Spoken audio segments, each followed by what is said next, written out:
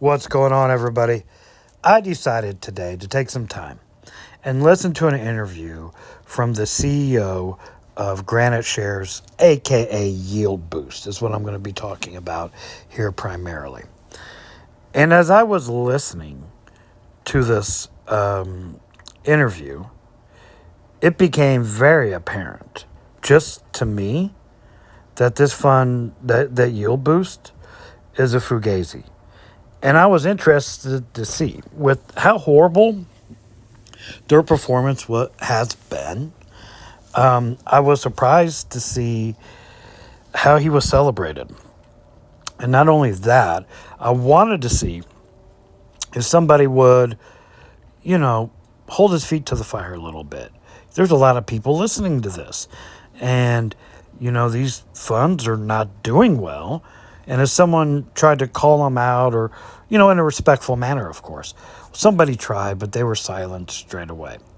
Now, what is the purpose of dividend investing? Why even get into a fund that pays distributions? Well, there's really good reasons for it. It's now in this case, I'm talking about ETFs. Like for me, it's like QQQI and GPIQ, things like that. You want a consistent stream of revenue, okay, which is really valuable for retirees or semi-retirees or whatever.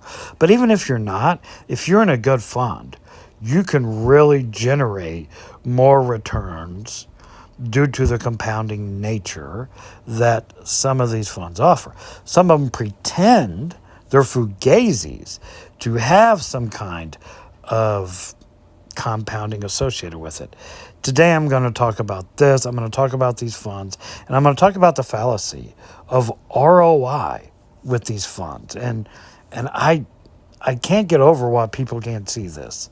Now another reason for dividend investing is this is what's really great about it. It can lead to both dividend growth and capital appreciation over time, which is really nice if you get into funds that do that. You can actually have your cake and eat it too. You don't have to sell off shares to make revenue and try to time the market and all of that.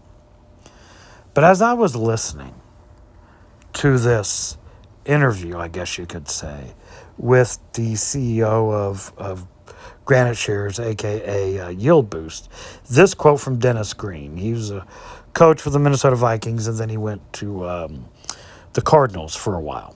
And this quote that he said years and years ago kept coming up in my mind. And I'm going to supplement a couple words here. Granite or Yieldboost are who we thought they were. Their performance is right there for everyone to see, okay?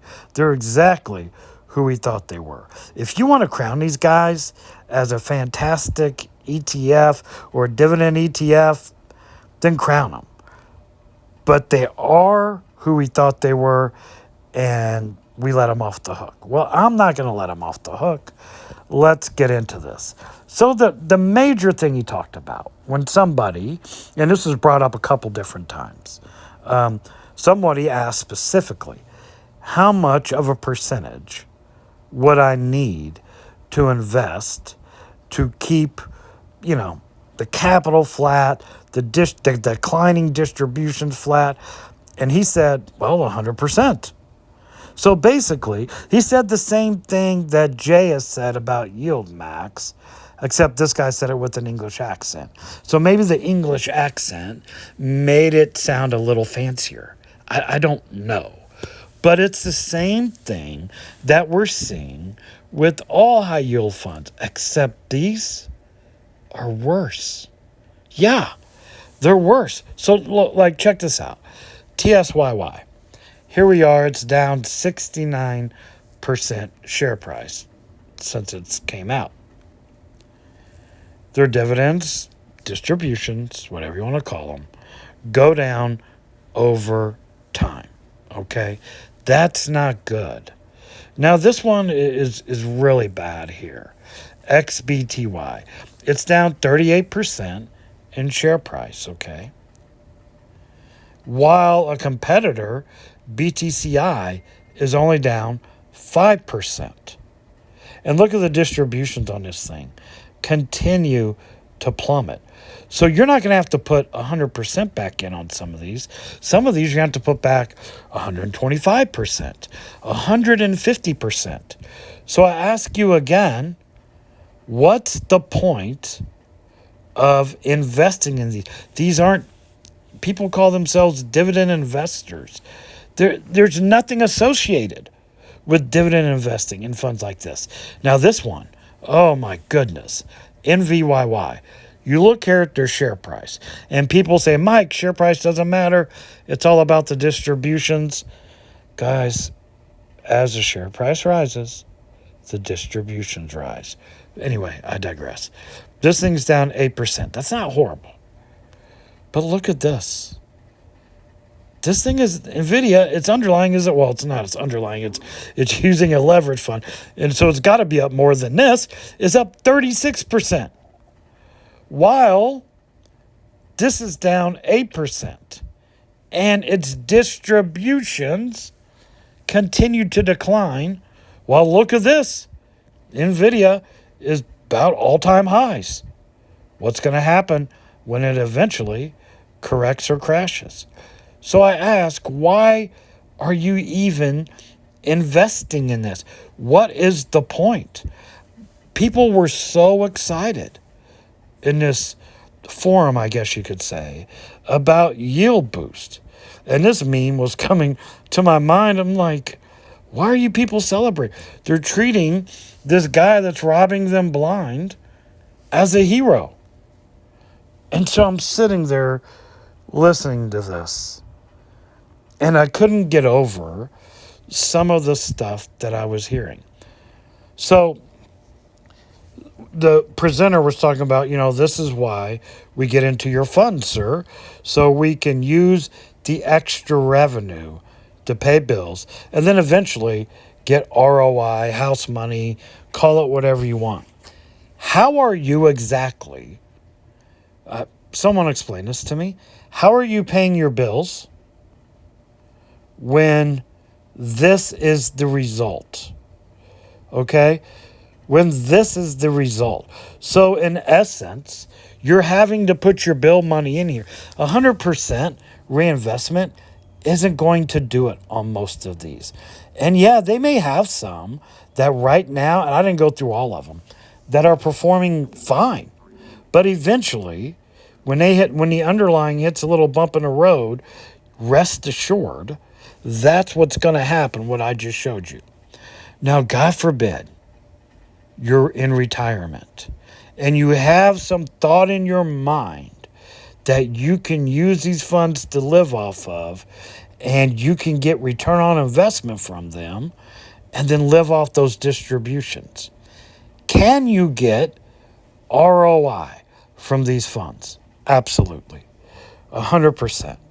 Eventually, even though they are doing this with their distributions, and they are doing this with their share price, eventually, in time, as long as you quit putting your own money into it, they will eventually get that return on investment.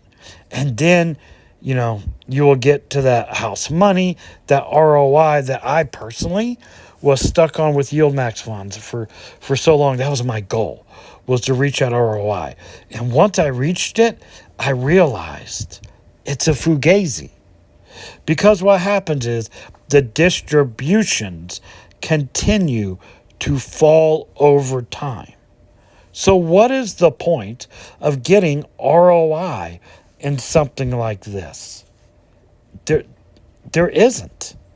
I mean, when your distributions do this and they're going to continue to decline over time, you can say, Mike, these are in a downtrend. That's why that's happening. Well, explain this to me then. You know why? You can't. Because what they're using, their option strategies just don't work. Period, point blank. It works for them because they're getting your money, they're getting AUM, and the CEO is happy as he could be. He's taking all these people's money and super excited that he's robbing you. Okay, that's exactly what's happening. Now, I hear this all the time. I don't want to get into something expensive like I'm into this, GPIQ. Something expensive like GPIQ, right? The dividends just, they're not, the yield just isn't enough. Well, let me tell you something. You're actually making money from this twofold. Not only from share price appreciation, meaning you could sell it at some point and be profitable from the share price appreciating, also from the growing distributions over time. So you're telling me, well, this is what they're telling me without telling me, because I don't talk to them, but from what I hear, this is what they're telling me. They would rather not buy this and be profitable. People would rather buy something like this and lose money because it's cheaper and it has a high yield. You're not making money, guys. And God forbid you go into retirement. Now, I must say, I am like an ex-smoker telling everyone the dangers, every smoker I see, the dangers of smoking. That's how I am with funds like these, because I was never in Yieldboost, but I was in Yield Max. And it's the same story, although oftentimes not to such a horrible degree as Yieldboost, okay? So yeah, I feel the need and feel guilty because I made so many videos about how great Yield Max was, and I was blinded by the yield and this and that. So I kind of feel it's my duty to a certain degree to tell people what I've learned and what I see. If you're in Yieldboost, you're going to continue to lose money. The share price will eventually keep going down over time. The distributions will continue to go down over time. And then when you finally reach that ROI, you will see exactly what happens. Your ROI, your house money, your profit, because once you reach your profit, will continue to decline at a rapid rate. Just for me, I am way better off in something like this where I'm continually making profit month over month, as long as the market continues to go up. You see a stark difference here. GPIQ, the share price goes up with the market, the distributions go up with its underlying. If we look at Yieldboost, do the distributions, here's the underlying, basic, they use a leverage fund, but the underlying, NVIDIA, goes up over time. Are we seeing distributions go up over time? Or share price go up over time?